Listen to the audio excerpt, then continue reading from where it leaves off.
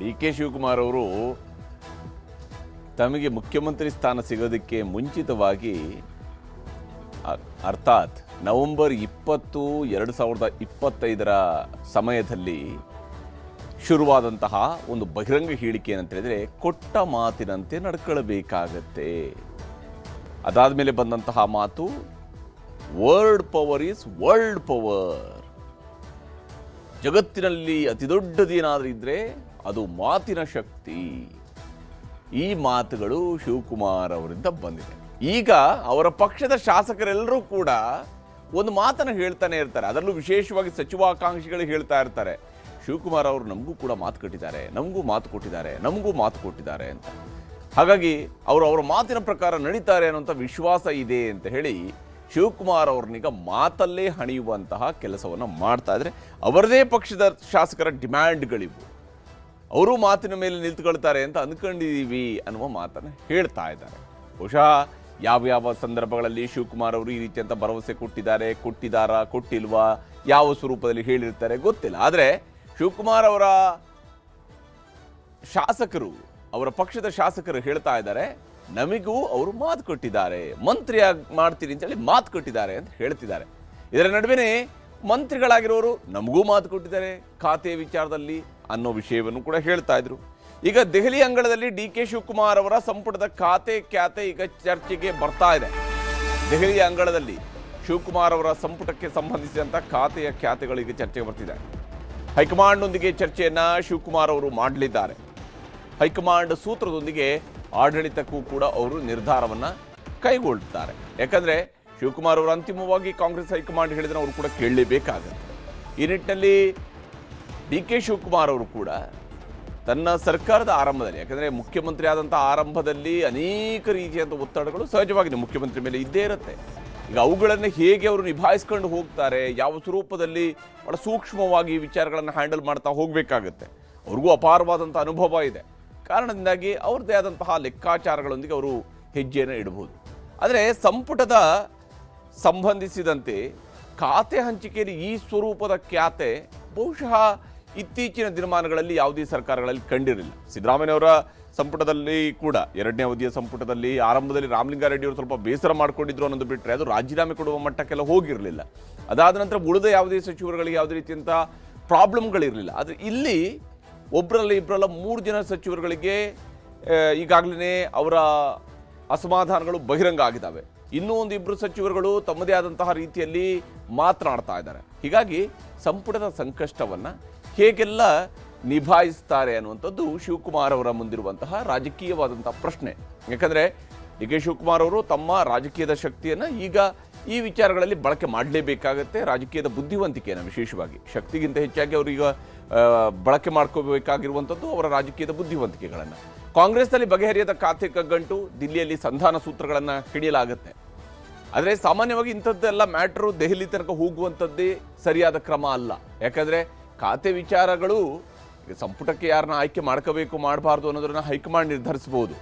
ಆದರೆ ಖಾತೆ ಹಂಚಿಕೆ ಅನ್ನುವಂಥದ್ದು ಯಾವತ್ತೂ ಮುಖ್ಯಮಂತ್ರಿಯವರ ಪರಮಾಧಿಕಾರವಾಗಿಯೇ ಇರಬೇಕು ಮತ್ತು ಮುಖ್ಯಮಂತ್ರಿಯವರು ಅದನ್ನು ನಿರ್ಧರಿಸಬೇಕು. ಯಾಕಂದರೆ ಅಂತಿಮವಾಗಿ ಜನ ಜಡ್ಜ್ ಮಾಡುವಂಥದ್ದು ಮುಖ್ಯಮಂತ್ರಿ ಎಷ್ಟು ಕೆಲಸ ಮಾಡಿದ್ದಾರೆ, ಎಷ್ಟು ಸಮರ್ಪಕವಾದಂಥ ಆಡಳಿತವನ್ನು ಕೊಟ್ಟಿದ್ದಾರೆ ಅಂತ. ಆ ನಿಟ್ಟಿನಲ್ಲಿ ಅವರ ವಿವೇಚನೆ ಬಹಳ ಮುಖ್ಯ ಆಗುತ್ತೆ. ಯಾರಿಗೆ ಯಾವ ಖಾತೆಯನ್ನು ಇದ್ರೆ ಒಳ್ಳೆಯದು, ಯಾರು ಯಾವ ಖಾತೆಯಲ್ಲಿ ಮುಂದುವರೆದ್ರೆ ಒಳ್ಳೆಯದು, ಹೇಗೆ ಆಡಳಿತ ಕೊಡೋದಕ್ಕೆ ಸಾಧ್ಯ ಆಗುತ್ತೆ ಮತ್ತು ಯಾರಿಗೆ ಯಾವ ಖಾತೆಯನ್ನು ಕೊಡಬೇಕು ಅನ್ನೋದು. ಈಗ ನೋಡಿದರೆ ಇಲ್ಲಿ ಹೈಕಮಾಂಡ್ ನಾಯಕರೊಂದಿಗೆ ಚರ್ಚೆಯನ್ನು ಶಿವಕುಮಾರ್ ಅವರು ಮಾಡ್ತಾ ಇದ್ದಾರೆ. ಖಾತೆಗಳ ಹಂಚಿಕೆಗೆ ಸಂಬಂಧಪಟ್ಟಂತೆಯೂ ಕೂಡ ಹೈಕಮಾಂಡ್ ನಾಯಕರುಗಳ ಜೊತೆ ಮಾತಾಡ್ತಿದ್ದಾರೆ. ಸಂಪುಟದ ಸಂಕಷ್ಟಗಳು, ಪರಿಹಾರಗಳು, ಪರಿಣಾಮಗಳ ಬಗ್ಗೆಯೂ ಕೂಡ ಮನವರಿಕೆ ಮಾಡಿಕೊಡುವಂತಹ ಪ್ರಯತ್ನವನ್ನು ಈಗ ಶಿವಕುಮಾರ್ ಅವರು ಮಾಡ್ತಾ ಇದ್ದಾರೆ. ಆ ಮೂಲಕ ಹೇಗೆ ಈ ಒಂದು ಸಂಪುಟದ ವಿಚಾರಗಳನ್ನು ಬಗೆಹರಿಸ್ಕೋಬೇಕು ಅನ್ನೋಂಥ ನಿಟ್ಟಿನಲ್ಲಿ ಅವರು ಮಾತುಕತೆಗಳನ್ನು ನಡೆಸ್ತಿದ್ದಾರೆ. ಕೃಷ್ಣ ಬೈರೇಗೌಡ ಮತ್ತು KH ಮುನಿಯಪ್ಪ ಅವರ ಒತ್ತಡಕ್ಕೆ ಈಗ ಹೈಕಮಾಂಡ್ನವರು ಏನಾದ್ರು ಮಣಿತಾರಾ ಇಲ್ವಾ ಅನ್ನುವಂತಹ ಪ್ರಶ್ನೆ ಇಲ್ಲಿ ಪ್ರಮುಖವಾಗಿ ಇರುವಂಥದ್ದು. ಕೃಷ್ಣ ಬೈರೇಗೌಡರು ಬೆಂಗಳೂರು ನಗರಾಭಿವೃದ್ಧಿಯ ಪೂರ್ಣ ಖಾತೆಯನ್ನು ಕೇಳ್ತಿದ್ದಾರೆ, BDA BMRDAಯನ್ನು ಸೇರಿಸಿಕೊಡ್ಬೇಕು ಅಂತ. KH ಮುನಿಯಪ್ಪ ಅವರು ನನಗೂ ಒಂದು ಉಪಮುಖ್ಯಮಂತ್ರಿ ಸ್ಥಾನ ಬೇಕು ಅನ್ನೋಂಥದ್ದು ಒಂದು ಬೇಡಿಕೆ ಅವರದು. ಆದರೆ ಅದಕ್ಕಿಂತ ಪ್ರಬಲವಾದ ಬೇಡಿಕೆ ಅವರದು ಸಮಾಜ ಕಲ್ಯಾಣ ಖಾತೆ ನನಗೆ ಸಿಗಲೇಬೇಕು ಅಂತ ಹೇಳಿ.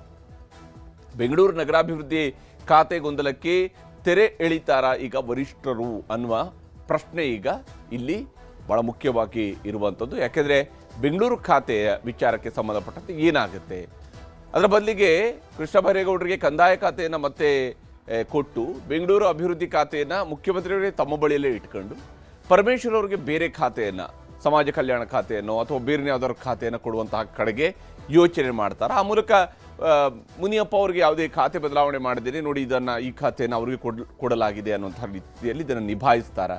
ಈ ರೀತಿಯಾದಂತಹ ಕುತೂಹಲ ಇದೆ, ಪ್ರಶ್ನೆಗಳಿದ್ದಾವೆ. ಇಲ್ಲಿ ಯಾವ ಸ್ವರೂಪದಲ್ಲಿ ಈ ಖಾತೆಗಳನ್ನು ಹಂಚಿಕೆಯಲ್ಲಿ, ಆರಂಭದಲ್ಲಿ ಈ ಖಾತೆ ಹಂಚಿಕೆಯಲ್ಲಿ ಸ್ವಲ್ಪ ವ್ಯತ್ಯಾಸ ಆಗ್ತಾ ಇರುವಂಥದ್ದು ಸ್ಪಷ್ಟವಾಗಿ ಗೋಚರಿಸ್ತಾ ಇದೆ. ಖಾತೆ ಹಂಚಿಕೆ ಸಮರ್ಪಕವಾಗಿ ಆಗಿಲ್ಲ ಅನ್ನುವಂಥದ್ದು ಯಾಗ ಸಚಿವರುಗಳಿಂದ ಬಹಿರಂಗ ಅಸಮಾಧಾನ ಆಗುತ್ತಲ್ಲ, ಅದು ಸಹಜವಾಗಿಯೇ ಗೋಚರಿಸುವಂಥದ್ದು. ಖಾತೆ ಹಂಚಿಕೆ ಅನ್ನುವಂಥದ್ದು ಬಹಳ ಸೂಕ್ಷ್ಮ ವಿಚಾರ. ಅದನ್ನು ಆರಂಭಿಕವಾಗಿ ಸರಿಯಾಗಿ ನಿಭಾಯಿಸೋದ್ರ ಕಡೆಗೆ ಯಶಸ್ವಿ ಆದ್ರ ಆಗಿಲ್ವಾ ಅನ್ನುವಂಥ ಪ್ರಶ್ನೆ ಈಗ ಇರುವಂಥದ್ದು. ಈಗ ಮುನಿಯಪ್ಪ ಅವರ ಮುನಿಸಿಗೂ ಕೂಡ ಮದ್ದು ಅರಿಯೋದಕ್ಕೆ ಹೈಕಮಾಂಡ್ನವರು ಪ್ರಯತ್ನವನ್ನು ಮಾಡ್ತಾ ಇದ್ದಾರೆ. ಮುನಿಯಪ್ಪ ಅವರು ಬಹಳ ಲೆಕ್ಕಾಚಾರ ಮಾಡಿನೇ ಇದನ್ನು ಕೇಳ್ತಾ ಇದ್ದಾರೆ. ಸಮಾಜ ಕಲ್ಯಾಣ ಇಲಾಖೆ ನನಗೆ ಬೇಕು ಅಂತೇಳಿ. ಒಂದು, ದಲಿತ ಬಲಗೈ ಸಮುದಾಯಕ್ಕೆ ಸೇರಿದಂಥವ್ರಿಗೆ ಇದುವರೆಗೆ ಸಮಾಜ ಕಲ್ಯಾಣ ಖಾತೆ ಇತ್ತು, ಎಸ್ ಸಿ ಮಹದೇವಪ್ಪ ಅವರ ಕೈಯಲ್ಲಿತ್ತು. ಈಗ ಅದು ಎಡಗೈ ಸಮುದಾಯದವರಿಗೆ ಸಿಗಬೇಕು ಅನ್ನೋಂಥ ಲೆಕ್ಕಾಚಾರವು ಕೂಡ ಇಲ್ಲಿ ಗೋಚರಿಸಿದೆ. ಯಾಕಂದರೆ ಒಳ ಮೀಸಲಾತಿಯ ಹಂಚಿಕೆಯ ಅಂತಿಮವಾದಂಥ ಕ್ರೆಡಿಟ್ ಇರುವಂಥದ್ದು ಸಮಾಜ ಕಲ್ಯಾಣ ಇಲಾಖೆಗೆ. ಹೀಗಾಗಿ ಸಮಾಜ ಕಲ್ಯಾಣ ಇಲಾಖೆಯ ವಿಚಾರದಲ್ಲಿ ಮುನಿಯಪ್ಪ ಅವ್ರಿಗೆ ಭಾಳ ಪರ್ಟಿಕ್ಯುಲರ್ ಆದಂಥ ಆಸಕ್ತಿ ಇದ್ದೇ ಇದೆ. ಅವರ ಸಮುದಾಯದ ದೃಷ್ಟಿಯಿಂದಲೂ ಕೂಡ ಅದು ಅವರಿಗೆ ಭಾಳ ಪ್ರಮುಖವಾಗಿರುವಂಥ ಆಸೆ. ಆದರೆ ಈ ವಿಚಾರದಲ್ಲಿ ಶಿವಕುಮಾರ್ ಅವರು ಹೇಗೆ ಪ್ರಯತ್ನಗಳನ್ನು ಮಾಡ್ಕೊಳ್ತಾರೆ ಅದನ್ನು ನೋಡಬೇಕು. ಇದು ಸಂಪುಟದ ಸಂಕಷ್ಟ ವಿಚಾರ. ಆದರೆ ಮುನಿಯಪ್ಪ ಅವರು ಈಗಾಗಲೇ ಬೆಂಬಿಡದೆ ಕಾಡ್ತಾ ಇದ್ದಾರೆ ತಮಗೆ ಬೇಕಾಗಿರುವ ಖಾತೆ ವಿಚಾರದಲ್ಲಿ. ಕೆಂಪೇಗೌಡ ಏರ್ಪೋರ್ಟ್ನಲ್ಲಿ ಮುನಿಯಪ್ಪ ಅವರು 2 ಬಾರಿ ಲಾಬಿಯನ್ನು ಮಾಡಿದ್ದಾರೆ. ಯಾವಾಗ ಮೊನ್ನೆ ಪ್ರಮಾಣ ವಚನದ ಸಂದರ್ಭದಲ್ಲಿ ಬಂದಾಗಲೂ ಕೂಡ ಅವ್ರ ಜೊತೆಗೂ ಕೂಡ ಕೇಳಿದ್ದಾರೆ ರಾಹುಲ್ ಗಾಂಧಿ ಅವ್ರ ಜೊತೆಗೆ. ಅದಾದ ನಂತರ ರಾಹುಲ್ ಗಾಂಧಿ ಅವರು ಇನ್ನೊಮ್ಮೆ ಬಂದಾಗಲೂ ಕೂಡ ಅವ್ರ ಜೊತೆಗೆ ಕೇಳ್ಕೊಂಡಿದ್ದಾರೆ. ಯಾವಾಗ ಮಲ್ಲಿಕಾರ್ಜುನ ಖರ್ಗೆ ಅವರ ನಾಮಪತ್ರ ಸಲ್ಲಿಕೆಯ ಸಂದರ್ಭದಲ್ಲೂ ಕೂಡ ಕೇಳ್ಕೊಂಡಿದ್ದಾರೆ, ನನಗೆ ಪರ್ಟಿಕ್ಯುಲರ್ ಆಗಿ ಸಮಾಜ ಕಲ್ಯಾಣ ಖಾತೆನೇ ಬೇಕು, ನನಗೆ ಉಪಮುಖ್ಯಮಂತ್ರಿ ಸ್ಥಾನ ಬೇಕು ಅಂತೇಳಿ. ಅದು ಕೂಡ ಆಗಿದ್ದು ಏರ್ಪೋರ್ಟ್ನಲ್ಲಿ. ಅದಾದ ನಂತರ ರಾಹುಲ್ ಗಾಂಧಿ ಅವ್ರನ್ನ ನಿನ್ನೆ ಮತ್ತೊಮ್ಮೆ ಏರ್ಪೋರ್ಟ್ನಲ್ಲಿ ಭೇಟಿಯಾಗಿದ್ದಾರೆ. ಅಲ್ಲೂ ಕೂಡ ಅದನ್ನೇ ಕೇಳಿದ್ದಾರೆ, ನನಗೆ ಸಮಾಜ ಕಲ್ಯಾಣ ಖಾತೆ ಬೇಕು ಮತ್ತು DCM ಪದವಿ ಬೇಕು ಅಂತ ಹೇಳಿ. ಯಾಕಂದರೆ ಅವರ ಪ್ರಕಾರ ಅವರು ಕ್ಲೇಮ್ ಮಾಡ್ಕೊಳ್ಳುವಂಥದ್ದು ಕರ್ನಾಟಕದಲ್ಲಿ ಅಫ್ಕೋರ್ಸ್ ಈಗಾಗಲೇ ಒಳ ಮೀಸಲಾತಿ ಹಂಚಿಕೆಯ ಕಾರಣಕ್ಕಾಗಿ ರಾಜ್ಯದಲ್ಲಿರ್ತಕ್ಕಂತಹ ದಲಿತ ಸಮುದಾಯಗಳ, SC ಸಮುದಾಯಗಳ ಒಟ್ಟು ಜನಸಂಖ್ಯೆಯನ್ನು ಅಧ್ಯಯನ ಮಾಡಲಾಗಿದೆ. ಆ ಅಂಕಿಅಂಶ ಸರ್ಕಾರದ ಕೈಯಲ್ಲಿದೆ.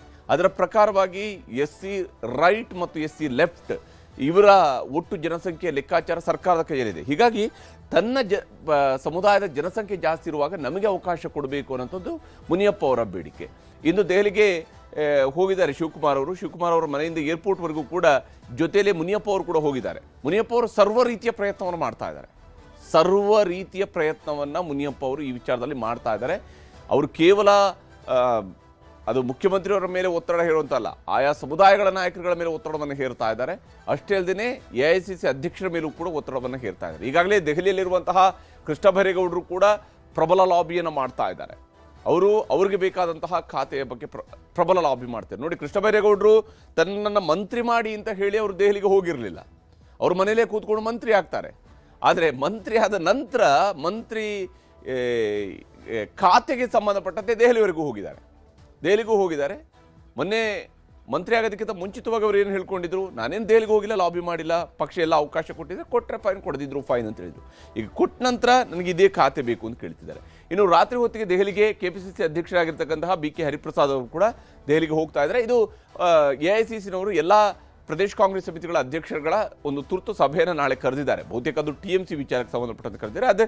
ಅದರಲ್ಲಿ ಭಾಗಿಯಾಗೋದಕ್ಕೆ ಹರಿಪ್ರಸಾದ್ ಅವರು ಹೋದರೂ ಕೂಡ ರಾಜ್ಯದ ವಿಚಾರಕ್ಕೆ ಬಂದಾಗ ಸರ್ಕಾರದಲ್ಲಿ ಈಗಷ್ಟೇ ಆಗಿರುವಂತಹ ಬದಲಾವಣೆಯ ಕಾರಣದಿಂದಾಗಿ BK ಹರಿಪ್ರಸಾದ್ ಅವರು PCC ಅಧ್ಯಕ್ಷರಾಗಿ ಈಗಷ್ಟೇ ನೇಮಕಗೊಂಡಿರೋದ್ರಿಂದಾಗಿ ಅವರು ಕೂಡ ಅವರದೇ ಆದಂತಹ ಮಾತುಗಳಿರ್ತವೆ. ಈ ವಿಚಾರದಲ್ಲಿ ನಿರ್ಧಾರಗಳನ್ನು ಕೈಗೊಳ್ಳುವಂಥ ವಿಚಾರದಲ್ಲಿ ಅವರು ಕೂಡ ದೆಹಲಿಗೆ ಹೋಗಿದ್ದಾರೆ. ಖಾತೆಗಳ ಬದಲಾವಣೆಯ ವಿಚಾರದಲ್ಲಿ ಹೈಕಮಾಂಡ್ ಈಗ ಸೂತ್ರವನ್ನು ಹೆಣಿಬಹುದು. ಯಾಕಂದರೆ ಅಧಿಕಾರ ಹಸ್ತಾಂತರವನ್ನೇನೋ ಬಹಳ ಸುಲಭವಾಗಿ ಮಾಡಿಸಿದ್ದಾಯಿತು. ಈಗ ಈ ಸರ್ಕಾರವನ್ನು ಮತ್ತೆ ಸರಿಯಾದಂಥ ಟ್ರ್ಯಾಕಲ್ಲಿ ಕೂರಿಸುವಂಥ ಕೆಲಸವನ್ನು ಕೂಡ ಈಗ ಹೈಕಮಾಂಡೇ ಮಾಡಬೇಕಾಗಿದೆ. ಯಾಕಂದರೆ ಖಾತೆಗಳ ಬದಲಾವಣೆ ವಿಚಾರ ಸರ್ಕಾರದ ಟ್ರ್ಯಾಕನ್ನು ಹಿಂದಕ್ಕೆ ಇಳಿತಾ ಇದೆ. ಅದೇನು ಮುಂದಕ್ಕೆ ಹೋಗೋದಕ್ಕೆ ಬಿಡ್ತಾ ಇಲ್ಲ, ಬದಲಿಗೆ ಅದನ್ನು ಹಿಂದಕ್ಕೆ ಜಗ್ತಾ ಇದ್ದಾರೆ. ಅದೇ ಸರ್ಕಾರದ ಸಚಿವರುಗಳು ಜಗ್ತಾ ಇದ್ದಾರೆ. ಹೀಗಾಗಿ ಬಯಸಿದ ಖಾತೆಗಳ ಹಂಚಿಕೆಯನ್ನ ಮಾಡ್ತಾರ. ಒಂದ್ ವೇಳೆ ಬಯಸಿದ ಖಾತೆಗಳನ್ನ ಹಂಚಿಕೆ ಮಾಡಿದ್ರು ಅಂತ ಹೇಳಿ ಆದ್ರೆ ಈ ಬಯಕೆಗಳು ಮತ್ತಷ್ಟು ಜಾಸ್ತಿ ಆಗ್ತಾ ಹೋಗಲೂಬಹುದು. ಈ ಬಯಕೆಗಳಿಗೆ ಯಾವತ್ತೂ ಕೂಡ ಕೊನೆ ಇರೋದಿಲ್ಲ, ಅದಕ್ಕೆ ಮಿತಿ ಇರೋದಿಲ್ಲ. ಹಾಗಾಗಿ ಅದಕ್ಕೆ ಅಷ್ಟು ಸುಲಭವಾಗಿ ಶಿವಕುಮಾರ್ ಅವರು ತಲೆಬಾಗುವ ಸಾಧ್ಯತೆಗಳು ಕೂಡ ಕಡಿಮೆ ಇದ್ದಾವೆ. ಖಾತೆಯೊಂದಿಗೆ ಇಲಾಖೆಗಳ ಸೇರ್ಪಡೆಯ ವಿಚಾರವನ್ನ ಹೇಗೆ ಮಾಡಬೇಕು ಅನ್ನೋದ್ರ ಬಗ್ಗೆ ಬಹಳ ಚರ್ಚೆ ನಡೀತಾ ಇದೆ. ವಿಶೇಷವಾಗಿ ಬೆಂಗಳೂರು ನಗರಾಭಿವೃದ್ಧಿಯ ಒಳಗಡೆ BDA ಮತ್ತು BMRDAನ ಸೇರಿಸಬೇಕಾ, ಸೇರಿಸಬಾರ್ದಾ, ಯಾಕೆ, ಏನು, ಎತ್ತ, ಇವುಗಳ ಬಗ್ಗೆ ಉತ್ತರವನ್ನ ಹೈಕಮಾಂಡ್ ಮುಂದೆ ಅಂತೂ ಕೊಡಲೇಬೇಕಾಗುತ್ತೆ. ನಿಭಾಯಿಸೋದಕ್ಕೆ ಆಗದೇ ಇದ್ರೆ ರಾಜೀನಾಮೆ ಕೊಡಿ ಅನ್ನುವಂತಹ ಸೂಚನೆಯನ್ನು ಕೂಡ ಕೊಡಬಹುದು. ಆದರೆ ಈಗ ಮೊದಲ ಹಂತದಲ್ಲಿ ತಗೊಂಡಿರೋರೆಲ್ಲರೂ ಸೀನಿಯರ್ ಮಿನಿಸ್ಟರ್ಗಳಾಗಿರೋದ್ರಿಂದಾಗಿ ಆ ಸೀನಿಯರ್ ಮಿನಿಸ್ಟರ್ಗಳನ್ನ ಅವರ ರಾಜೀನಾಮೆನ ಪಡೆಯುವಂತಹ ಹಂತಕ್ಕೆ ಈ ಹಂತದಲ್ಲಿ ಹೋದರೆ ಅದು ಸರ್ಕಾರಕ್ಕೆ ಕೆಟ್ಟ ಹೆಸರಾಗುತ್ತೆ. ಹೀಗಾಗಿ ಬಹಳ ಸೂಕ್ಷ್ಮವಾಗಿರ್ತಕ್ಕಂಥ ವಿಚಾರ ಇದು. ಚೌಕಾಸಿಗಳಿಗೆ ಮಣೆ ಹಾಕೋದಿಲ್ಲ ಅನ್ನುವಂತಹ ಖಡಕ್ ಸಂದೇಶವನ್ನು ಇನ್ನೂ ರವಾನೆ ಮಾಡಬಹುದು. ಇಲ್ಲ, ನೀವು ಅದೇ ಖಾತೆಯಲ್ಲಿ ಮುಂದುವರಿ, ಮುಂದೆ ನೋಡ್ಕೊಳ್ಳೋಣ, ಈ ರೀತಿಯಾಗಿ ಅದನ್ನು ನಿಭಾಯಿಸುವಂತಹ ಅವಕಾಶ ಎಷ್ಟರ ಮಟ್ಟಿಗೆ ಯಶಸ್ವಿ ಆಗುತ್ತೆ ಗೊತ್ತಿಲ್ಲ. ಅಂಥದ್ದೊಂದು ಪ್ರಯತ್ನವನ್ನಂತೂ ಮಾಡಬಹುದು. ಅಥವಾ ಯಾರಾದರೂ ಒಬ್ಬರಿಗೆ ಒಂದು ಖಾತೆಯ ಬದಲಾವಣೆ ಮಾಡೋಕ್ಕೆ ಹೋದರೆ, ಈಗ ಉದಾಹರಣೆಗೆ ಕೃಷ್ಣ ಬೈರೇಗೌಡರಿಗೆ BDA ಮತ್ತು BMRDAನ ಅವರಿಗೆ ವಹಿಸಿಕೊಟ್ರೆ ಅಲ್ಲಿಗೆ ಸಮಸ್ಯೆ ಮುಕ್ತಾಯ ಆಗುತ್ತೆ. ಅದರ ಬದಲಿಗೆ ಅವರಿಗೆ ಕಂದಾಯ ಖಾತೆಯನ್ನು ಅವರಿಗೆ ಮತ್ತೆ ಕೊಟ್ಟು ಬೆಂಗಳೂರು ನಗರಾಭಿವೃದ್ಧಿಯನ್ನು ಶಿವಕುಮಾರ್ ಅವರು ಇಟ್ಕೊಂಡು ಅಂತ ಹೇಳಿದ್ರೆ ಆಲ್ರೆಡಿ ಕಂದಾಯ ಖಾತೆಯನ್ನು ಪಡೆದಿರುವ ಉಪಮುಖ್ಯಮಂತ್ರಿಗಳ ಖಾತೆ ಏನು, ಅವರು ಯಾವ ಖಾತೆಯನ್ನು ತೆಗೆದುಕೊಳ್ತಾರೆ, ಅದು ಮತ್ತೊಂದು ಸಮಸ್ಯೆಗಳಿಗೆ ಎಡೆ ಮಾಡಿಕೊಡುವಂತಹ ಸಾಧ್ಯತೆ ಇದೆ. ಹೀಗಾಗಿ ಈ ಚೌಕಾಸಿಗಳಿಗೆ ಮಣೆ ಹಾಕುವಂಥ ಕೆಲಸವನ್ನು ಮಾಡ್ತಾರಾ ಮಾಡಲ್ವಾ ನೋಡಬೇಕು. ಇನ್ನು ಜೂನ್ ಅಂತ್ಯಕ್ಕೆ ಶಿವಕುಮಾರ್ ಅವರ ಸಂಪುಟ ವಿಸ್ತರಣೆ ಹಿನ್ನೆಲೆಯಲ್ಲೂ ಕೂಡ ಲಾಬಿ ನಡೀತಾ ಇದೆ. ನೋಡಿ, ದೆಹಲಿಯಲ್ಲಿ ಈಗಾಗಲೇ ನಾಯಕರುಗಳು ಒಬ್ಬರಾದ ಮೇಲೆ ಒಬ್ಬರು ದೆಹಲಿಗೆ ಹೋಗಿ ಸೇರ್ಕೊಂಡಿದ್ದಾರೆ. ದೆಹಲಿಯಲ್ಲಿ ಪ್ರಯತ್ನವನ್ನು ಮಾಡ್ತಾ ಇದ್ದಾರೆ.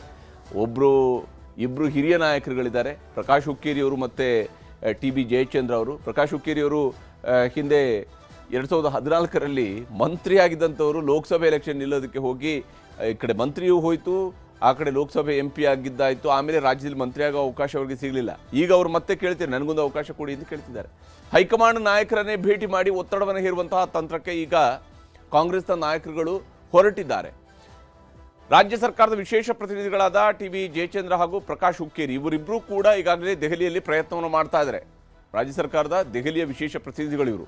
ಅವರಿಬ್ಬರು ಕೂಡ ಈಗ ದೆಹಲಿಯಲ್ಲಿ ಪಟ್ಟು ಹಿಡಿದು ಕುಳಿತಿದ್ದಾರೆ. ನಾವು ವಿಶೇಷ ಪ್ರತಿನಿಧಿಯಾಗಿ ದೆಹಲಿಯಲ್ಲಿ ಇದ್ದಿದ್ದು ಸಾಕು, ನಾವು ರಾಜ್ಯಕ್ಕೆ ಹೋಗ್ತೀವಿ, ನಾವು ಮಂತ್ರಿಗಳಾಗ್ತೀವಿ ಅಂತ. ವಿಶೇಷ ಪ್ರತಿನಿಧಿ ಸ್ಥಾನವನ್ನು ಬಿಟ್ಟು ಮಂತ್ರಿ ಸ್ಥಾನ ಕೊಡಬೇಕು ಅಂತ ಕೇಳ್ತಾ ಇದ್ದಾರೆ. ಪ್ರಕಾಶ್ ಹುಕ್ಕೇರಿಯವರು ಮಂತ್ರಿ ಆಗ್ತಾರಾ, ಗಣೇಶ್ ಹುಕ್ಕೇರಿಯವರು ಮಂತ್ರಿ ಆಗ್ತಾರಾ ಅನ್ನೋಂಥ ಪ್ರಶ್ನೆ ಇದ್ದೇ ಇದೆ. ಪ್ರಕಾಶ್ ಹುಕ್ಕೇರಿಯವ್ರನ್ನ ಏನಾದರೂ ಪರಿಗಣನೆಗೆ ತೆಗೆದುಕೊಂಡ್ರು ತಿಳಿದಾದಾಗ ಅವಾಗ ಲಕ್ಷ್ಮಣ ಸವದಿಯವರಿಗೆ ಅವಕಾಶ ಕೈತಪ್ಪಿ ಹೋಗುವ ಸಾಧ್ಯತೆಯೂ ಕೂಡ ಇದ್ದೇ ಇದೆ. ಇಲ್ಲಿ ಅಜಯ್ ಸಿಂಗ್, ಜೇವರ್ಗಿ ಶಾಸಕರಾಗಿರ್ತಕ್ಕಂತಹ ಡಾಕ್ಟರ್ ಅಜಯ್ ಸಿಂಗ್, ರಿಜ್ವಾನ್ ಅರ್ಷದ್, ಶಿವಾಜಿನಗರದ ಶಾಸಕರು, ಇವರು ಕೂಡ ಮೊದಲ ಬಾರಿಗೆ ಮಂತ್ರಿಗಳಾಗಬೇಕು ಅನ್ನೋಂಥ ಆಸೆಯನ್ನು ಹೊಂದಿರುವಂಥವರು. ಅವ್ರಿಗಿನ್ನೂ ಕೂಡ ಅವಕಾಶಗಳು ಒದಗಿ ಬಂದಿಲ್ಲ. ಇನ್ನು ಬೇಳೂರು ಗೋಪಾಲಕೃಷ್ಣ ಅವರು ಇದ್ದಾರೆ, ಸಾಗರದ ಶಾಸಕರು. ಅವರು ಕೂಡ ಅಷ್ಟೇ ಅವಕಾಶಕ್ಕಾಗಿ ಕಾದು ಕುಳಿತಿದ್ದಾರೆ. ಕಾಂಗ್ರೆಸ್ನಿಂದ ಮೊದಲ ಬಾರಿ ಶಾಸಕರಾದರೂ ಕೂಡ ಅವರು ಈಗಾಗಲೇ 3ನೇ ಬಾರಿ ಶಾಸಕರಾಗಿ ಆಯ್ಕೆಯಾದಂಥವ್ರು. ಶ್ರೀನಿವಾಸ್ ಮಾನೆ ಅವರು ಹಾನಗಲ್ ಶಾಸಕರು, ಅವರು ಕೂಡ ಅಷ್ಟೇ ವಿಧಾನ ಪರಿಷತ್ ಮೆಂಬರ್ ಆಗಿ ಕೂಡ ಇದ್ದರು ಮತ್ತು 2 ಬಾರಿ ಈಗ ಹಾನಗಲ್ನಿಂದ ಶಾಸಕರಾಗಿ ಆಯ್ಕೆಯಾಗಿದ್ದಾರೆ. ಹೀಗಾಗಿ ಶ್ರೀನಿವಾಸ್ ಮಾನೆ ಅವರು ಕೂಡ ಕೇಳ್ತಿದ್ದಾರೆ, ನನಗೊಂದು ಅವಕಾಶವನ್ನು ಮಾಡಿಕೊಡಿ ಅಂತ ಕೇಳ್ತಾ ಇದ್ದಾರೆ. ಈ ರೀತಿಯಾದಂತಹ ಪೈಪೋಟಿ ಸದ್ಯಕ್ಕೆ ನಡೀತಾ ಇದೆ. ಮಂತ್ರಿ ಪದವಿಗಾಗಿ ನಡೀತಿರುವಂತಹ ಪೈಪೋಟಿ ವಿಚಾರಕ್ಕೆ ಬಂದರೆ ಹಿರಿಯರಿಗೆ ಅವಕಾಶ ಕೊಟ್ಟರೆ ಕಿರಿಯರ ಕತೆ ಏನು ಅನ್ನುವಂಥ ಪ್ರಶ್ನೆ ಮತ್ತೆ ಮತ್ತೆ ಉದ್ಭವ ಆಗ್ತಾ ಇರುವಂಥ. ಹಿರಿಯರಿಗೆ ಅವಕಾಶ ಕೊಟ್ಟರೆ ನಮ್ಮದು ಕಿರಿಯರಿಗೆ ಕತೆ ಏನು, ಹೊಸಬರಿಗೂ ಕೂಡ ಅವಕಾಶವನ್ನು ಮಾಡಿಕೊಡಿ. ಕಾಂಗ್ರೆಸ್ನಲ್ಲಿ ಈಗ ಹೊಸ ತಲೆಮಾರಿನ ಯುಗ ಆರಂಭ ಆಗಿದೆ. ಹೀಗಾಗಿ ಹೊಸ ತಲೆಮಾರಿನವರಿಗೆ ಅವಕಾಶ ಕೊಡಿ. 64 ವರ್ಷದವರು ಈಗ ಕರ್ನಾಟಕದ ಮುಖ್ಯಮಂತ್ರಿ ಇದ್ದಾರೆ. ಹೀಗಾಗಿ ತುಂಬ 70-75 ವರ್ಷದವರಿಗೆಲ್ಲ ಕೊಡೋದು ಬೇಡ, ಕಡಿಮೆ ಅವರಿಗೆ ಕೊಡಿ ಅಂತೇಳಿ. ಆ 70-75 ವರ್ಷ ಅಂತೇಳಿ ಕನ್ಸಿಡರ್ ಮಾಡಿದ ತಕ್ಷಣವೇ ಅಲ್ಲಿ TB ಜಯಚಂದ್ರ ಅವರು ರೇಸ್ನಿಂದ ಹೊರಗೆ ಹೋಗ್ತಾರೆ, ಪ್ರಕಾಶ್ ಹುಕ್ಕೇರಿ ಅವರು ಬಹುತೇಕ ಔಟ್ ಆಗ್ತಾರೆ, ಹಾಗೆಯೇ RV ದೇಶಪಾಂಡೆ ಅವರು ಹೊರಗೆ ಹೋಗ್ತಾರೆ. ಪಕ್ಷನಿಷ್ಠೆ, ಸಾಮರ್ಥ್ಯ ಇವುಗಳನ್ನು ನೋಡಿ ಜವಾಬ್ದಾರಿಯನ್ನು ಕೊಡಿ ಅನ್ನುವಂತಹ ಬೇಡಿಕೆಯನ್ನು ಮುಂದಿಡ್ತಾ ಇದ್ದಾರೆ. ಈ ರೀತಿಯಾದಂತಹ ವಿಚಾರಗಳು ಈಗ ಸದ್ಯಕ್ಕಂತೂ ನಾಯಕರುಗಳಲ್ಲಿದೆ. ಸಚಿವ ಸ್ಥಾನದ ಆಕಾಂಕ್ಷಿಗಳ ಮಾತುಗಳು ಹೇಗಿದ್ದಾವೆ ಅನ್ನೋದು ನಿಮ್ಗೆ ತೋರಿಸ್ತೀನಿ. ಈ ಸಮುದಾಯಕ್ಕೆ ಹೋಗಿರ್ತಕ್ಕಂಥದ್ದು 20 ವರ್ಷಗಳ ನಂತರ ಈ ಸಮುದಾಯಕ್ಕೆ ಒಂದು ಅವಕಾಶ ಈ ಸೌತ್ ಕರ್ನಾಟಕದಲ್ಲಿ 12 ಜಿಲ್ಲೆಯಲ್ಲಿ ಯಾರಿಗೂ ಕೂಡ ಅವಕಾಶ ಸಿಕ್ಕಿಲ್ಲ. ಇದೊಂದು ಅವಕಾಶ ಸಿಕ್ಕಿದೆ. ತಾವೆಲ್ಲ ಸಮುದಾಯದ ಒಂದು ಕೂಗಿರ್ತಕ್ಕಂಥದ್ದು, ಸಮುದಾಯಕ್ಕೆ ಒಂದು ಅವಕಾಶ ಸಿಗಲಿ ಅಂತಕ್ಕಂಥದ್ದು ಎಲ್ಲರೂ ಕೂಡ ಮೈಸೂರು ಭಾಗದ ವಾಲ್ಮೀಕಿ ಸಮುದಾಯದವರು ಮತ್ತು HD ಕೋಟೆ ತಾಲೂಕಿನ ಜನತೆಯು ಕೂಡ ಎಲ್ಲರೂ ಕೂಡ ಹೋರಾಟವನ್ನು ಮಾಡ್ತಿದ್ದಾರೆ. ನನಗೆ ಮೊದಲನೇದಾದ್ರೆ ಕೊಡ್ತೀವಿ ಅಂತ ಇತ್ತು. ಎರಡನೇ ಪಟ್ಟಿ ನನಗೆ ಕೊಡ್ತಾರೆ ಅಂತ ಅನ್ಕೊಂಡಿದ್ದೀನಿ. ಯಾಕಂದ್ರೆ ನಾನು ಸೀನಿಯರ್ ಇದ್ದೀನಿ, ಸಮಾಜದಲ್ಲಿ ಒಬ್ಬನೇ ಇದ್ದೀನಿ, ಮತ್ತು ನಮ್ಮ ಚಾಮರಾಜನಗರ ಜಿಲ್ಲಾ ಕೇಂದ್ರದಲ್ಲಿ ನಾನು ಇರೋದ್ರಿಂದ ನನಗೆ ಕೊಡ್ತಾರೆ ಅಂತ ಅನ್ಕೊಂಡಿದ್ದೀನಿ. ನಾನು ನಮ್ಮ DK ಶಿವಕುಮಾರ್ ಅವ್ರನ್ನ ಮೀಟ್ ಮಾಡಿದ್ದೆ, ಕೊಡ್ತೀನಿ ನಿನಗೆ ಅಂತ ಮಾತು ಕೊಟ್ಟಿದ್ರೆ ಕೊಡ್ತಾರೆ. ಏನೇ ಅಂಥದ್ದು ಇದ್ದರೂ ಕೂಡ ಕಾಂಗ್ರೆಸ್ ಪಕ್ಷದ ಹೈಕಮಾಂಡ್ ಏನಿದೆ, AICC ಅಧ್ಯಕ್ಷರು, ಮುಖ್ಯಮಂತ್ರಿಗಳು, ಸಿದ್ದರಾಮಯ್ಯನವರು, ಆಮೇಲೆ ನಮ್ಮ AICC ಪ್ರಧಾನ ಕಾರ್ಯದರ್ಶಿಗಳು ಸುರ್ಜೇವಾಲ್ ಅವರು ಎಲ್ಲರೂ ಅದನ್ನು ಬಗೆಹರಿಸ್ತಾರೆ. ಅಂಥದ್ದೇನಾದರೂ ಇದ್ದರೆ ಬಹುಶಃ ನನಗೆ ಅನ್ನಿಸ್ತದೆ ಅಂಥದ್ದು ಯಾವುದೂ ಕೂಡ ಇಲ್ಲ. ಏನಿದ್ರು ವರಿಷ್ಠರು ಕೂತ್ಕೊಂಡು ತೀರ್ಮಾನ ಮಾಡ್ತಾರೆ. ಎಲ್ಲರಿಗೂ ಸಮಾಧಾನ ಮಾಡೋಕ್ಕೆ ದೇವ್ರ ಕಡೆಯಿಂದನೇ ಆಗಲ್ಲ ಅಂದರೆ ನಮ್ಮ ಕಡೆಯಿಂದ ಏನಾಗ್ತದೆ. ಆಮೇಲೆ ಅಂಥದ್ದು ಯಾವುದೂ ಗೊಂದಲ ಇಲ್ಲ. ರಾಮಲಿಂಗಾರೆಡ್ಡಿ ಸಾಹೇಬರು ಭಾಳ ಸ್ಪಷ್ಟವಾದ ಸ್ಟೇಟ್ಮೆಂಟ್ ಕೊಟ್ಟಿದ್ದಾರೆ, ಮುನಿಯಪ್ಪ ಸಾಹೇಬರು ಸ್ಟೇಟ್ಮೆಂಟ್ ಕೊಟ್ಟಿದ್ದಾರೆ, ಕೃಷ್ಣ ಅವರು ಬೇರೆ ಯಾವುದೋ ಕೆಲಸಕ್ಕೆ ಹೋಗಿದ್ದಾರೆ ಅಂತ ನನ್ನ ಮಾಹಿತಿ ಇದೆ. ಬಟ್ ಏನೇ ಇದ್ರೂ ಕೂಡ CM ಹತ್ರ ಮಾತಾಡ್ತಾರೆ, ಅದರಲ್ಲಿ ಏನಿದೆ. ಮುಂದಿನ ಚುನಾವಣೆ ನೀವೆಲ್ಲರೂ ಕೂಡ ಮಾಡಿ, ಕರ್ನಾಟಕ ಸರ್ಕಾರ ಕಾಂಗ್ರೆಸ್ ಸರ್ಕಾರ ತರಲಿಕ್ಕೆ ನೀವೆಲ್ಲ ಪ್ರಾಮಾಣಿಕವಾಗಿ ಪ್ರಯತ್ನ ಮಾಡಿರಿ. ಸೊ ಮುಂದಿನ ದಿನಮಾನ 1 to 1 ಕರೆದು ಮಾತಾಡಿದ್ದಾರೆ. 13ರಿಂದ 18ರವರೆಗೆ ಒಂದು ಅವಕಾಶ ಸಿಕ್ಕದ. ಅವಾಗ ಎರಡನೇ ಅವಧಿಯಲ್ಲೂ ಸಹಿತ 1 ವರ್ಷಕ್ಕೆ ಅವಕಾಶ ಸಿಕ್ಕದ, ಇನ್ನೊಬ್ಬರಿಗೂ ಒಂದು ಅವಕಾಶ ಸಿಕ್ಕದ. ಸೊ ಮುಂದಿನ ದಿನಮಾನದಾಗ ನಿಮ್ಮನ್ನು ಅಕೌಂಟ್ಮೆಂಟ್ ಮಾಡ್ತೀನಿ ಅಂತಕ್ಕಂಥ ಭಾಳ ಸ್ಪಷ್ಟವಾದಂಥ ಮಾತು ಅವ್ರು ಕೊಟ್ಟಿದ್ದಾರೆ. ಆ ಮಾತನ್ನು ಉಳಿಸ್ಕೋತಾರೆ ಬಿಡ್ತಾರೋ ಅದು ಅವ್ರಿಗೆ ಬಿಟ್ಟು. ಯೂತ್ ಕೋಟಾಲ್ ಕೊಡಬೇಕು ಅಂತಿದ್ದಾರೆ. ನಾವು ಫಸ್ಟ್ ಟೈಮ್ MLAಗಳೆಲ್ಲ ಪತ್ರ ಬರೆದಿದ್ವಿ, ಒಂದು 5 ಜನಕ್ಕೆ ಕೊಡಿ ಅಂತ. ಯಾರಿಗಾದರೂ ಕೊಡಲಿ, ಕೊಡ್ತಾರಂತ ಒಂದಿಬ್ಬರಿಗೆ, ಯಾರಿಗಾದರೂ ಕೊಡಲಿ. ನಮ್ಮ ರವಿ ಗಾಣಿಗ ಕೊಡಲಿ, ಶರತ್ ಬಚ್ಚೇಗೌಡರು ಕೊಡಲಿ, ನಮ್ಮ ಶಿವಗಂಗಾ ಅವರಿದ್ದಾರೆ ಅವ್ರಿಗೆ ಕೊಡಲಿ, ಇಲ್ಲ ಪೊನ್ನಣ್ಣ ಇದ್ದಾರೆ ಕೊಡಲಿ, ಇಲ್ಲ ಮಂತರ್ಗೌಡ ಕೊಡಲಿ, ಇಲ್ಲ ಇವರೆಲ್ಲ ಸೇರಿಸಿ ನನಗೆ ಕೊಡಲಿ ಅಂತ ಅವರು ಹೇಳ್ತಾ ಇದ್ದಾರೆ. ಹೀಗೆ ಎಲ್ಲರೂ ಕೂಡ ಅವ್ರವ್ರಿಗೆ ಮಂತ್ರಿಗಿರಿಯನ್ನು ತೆಗೆದುಕೊಳ್ಬೇಕು ಏನು ಪ್ರಯತ್ನ ಇದೆ ಅದನ್ನು ಮಾಡ್ತಾರೆ. ಅದರಲ್ಲಿ ಯಶವಂತರಾಯಗೌಡ ಅವರು ಹೇಳಿರುವಂಥ ಭಾಳ ಸೂಕ್ಷ್ಮವಾಗಿದೆ. ಅವರು ಅಂದರೆ ಈ ಬಾರಿ ಆಲ್ರೆಡಿ ಒಬ್ರಿಗಂತೂ ಮಂತ್ರಿ ಆಗಿದೆ ಅವರ ಜಿಲ್ಲೆಯಿಂದ, MB ಪಾಟೀಲ್ ಅವರು ಮಂತ್ರಿ ಆಗಿದ್ದಾರೆ, ಫಸ್ಟ್ ಕೋಟಾದಲ್ಲೇ ಆಗಿದ್ದಾರೆ ಅವರು. ಆದರೆ ಬಹುತೇಕ ಶಿವಾನಂದ ಪಾಟೀಲ್ರ ಬದಲಿಗೆ ಯಶವಂತರಾಯಗೌಡ ಪಾಟೀಲ್ರಿಗೆ ಈ ಬಾರಿ ಅವಕಾಶ ಸಿಗುತ್ತಾ, ಈ ಅನುಮಾನ ಇರುವಂಥದ್ದು. ಯಾಕಂದರೆ ಯಶವಂತರಾಯಗೌಡರಿಗೂ ಕೂಡ ಅವರು 1 to 1 ಮಾತುಕತೆಯಲ್ಲಿ ಈ ರೀತಿಯ ಭರವಸೆ ಸಿಕ್ಕಿದೆ ಅಂತ, ಹೀಗಾಗಿ ಅವರು ಆ ವಿಶ್ವಾಸವನ್ನು ಹೊಂದಿದ್ದಾರೆ. ಇದರ ನಡುವೆನೇ ದಲಿತ ಸಮುದಾಯದವರು ಕೂಡ ಒಂದು ಧ್ವನಿಯನ್ನು ಎತ್ತಿದ್ದಾರೆ. DK ಶಿವಕುಮಾರ್ ಸಂಪುಟದಲ್ಲಿ ದಲಿತರಿಗೆ ಅನ್ಯಾಯ ಆಗಿದೆ ಅನ್ನುವಂಥ ಆರೋಪವನ್ನು ಮಾಡ್ತಾ ಇದ್ದಾರೆ. ಯಾಕಂದರೆ ಈಗ 3ರಿಗೆ ಕೊಟ್ಟರೂ ಕೂಡ ಸಾಲದು ಅಂತೇಳಿ ದಲಿತ ಸಂಘಟನೆಗಳ ಒಕ್ಕೂಟದಿಂದ ನಾಳೆ ಬೃಹತ್ ಪ್ರತಿಭಟನೆಯನ್ನು ನಡೆಸೋದಕ್ಕೆ ತೀರ್ಮಾನಿಸಿದ್ದಾರೆ.